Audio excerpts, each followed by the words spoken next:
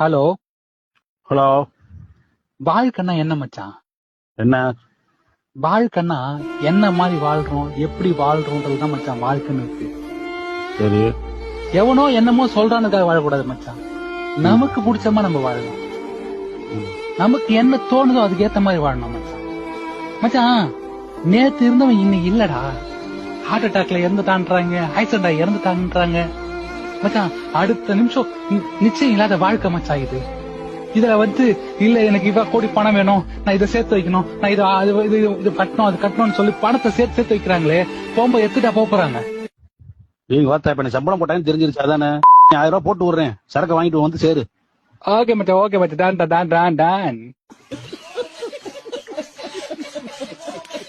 Hello. Hello.